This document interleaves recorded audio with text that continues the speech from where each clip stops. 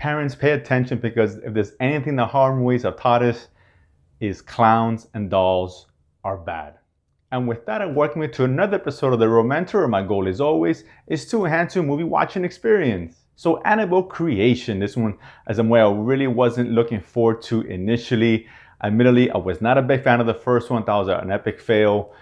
But I learned that David Sandberg was set to direct this next installment of the Annabelle series. So that got me kind of excited. If you guys are unfamiliar with David Sandberg, he directed his very first movie last year, Lights Out, which I thought was one of my favorite horror movies of last year, one of the best of last year. So I was excited to see what he's able to do next. Was this going to be a sophomore slump? Can he duplicate the success he had? And I'll say right off the bat that this is a huge improvement over the original Annabelle. So any idiot can tell by the title of the movie, Annabelle Creation. This is, of course, an origin story of the doll Annabelle, who we were introduced to, of course, in the very first Conjuring.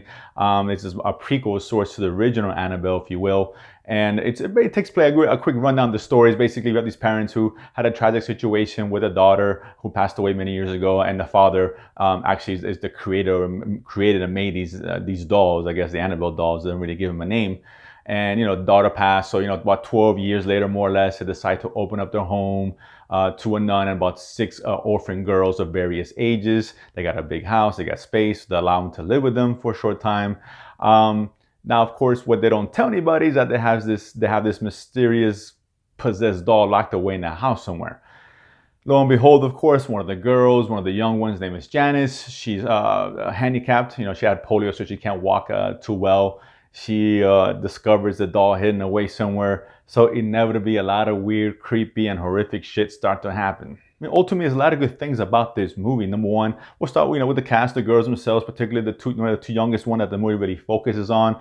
I thought they did a really good job, good performances. You're very believable, which is good because when you have a cast of young actors, the infamous words of Forrest Gump, it's like a box of chocolates. You just never know what you're going to get. But they were fine, which is a good thing. Otherwise, this movie would not have worked. But more importantly, in essence, this movie, first and foremost, the most important part of any horror movie is that it is scary. It has some really good scares here. And thanks to, the directing of David Sandberg, he's really good. Clearly, he's really good based on what he's done now with Lights Out, that he knows how to direct horror. He gives you a lot of different elements of horror. You got your jump scares, which are inevitable in any horror movie, and they're very calculated here, but they're still effective. A lot of good moments of tension that he puts up there, and a lot of quiet tension. What I mean by that is a lot of scenes where you can tell it's building up. You know something's going to happen, but he puts it very quiet, no music, almost no sound, and you're kind of just awaiting the payoff here, and it works really well in this movie. He gives a lot of cool imagery here. There's one major Easter egg that he throws out there. If those are familiar with The Conjuring, and definitely stay tuned for those who see the movie for the after credits. There's 2 scenes he includes in there. It ties kind of everything together. I won't say much more on that, but there is something he knows how to direct his horror. His camera placement is spot on, very similar to what James Wan does in his horror movies. His use of light, again, we got used to that in Lights Out. He brings that back, adds a different level, a different effect to the horror that he gives you. And overall, it's a decent movie. A few problems with it. I was a little bit too long. It's like an hour and 50 minutes. He could have shaved 10, 15 minutes off it.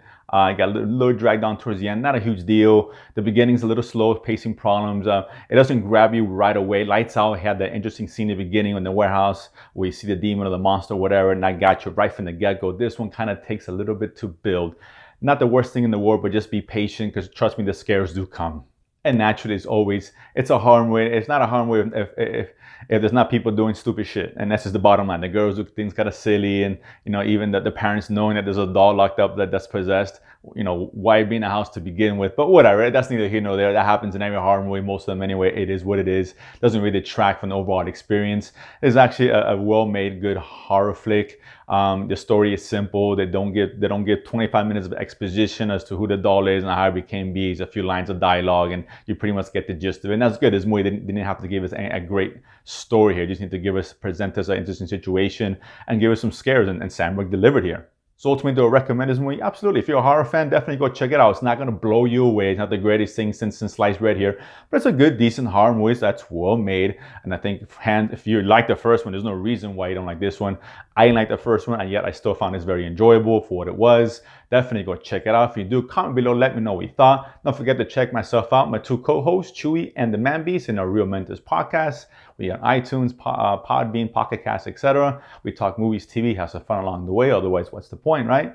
And of course, if you haven't done so, subscribe below and feed money to go to the movies and talk about it afterwards. See you guys next time.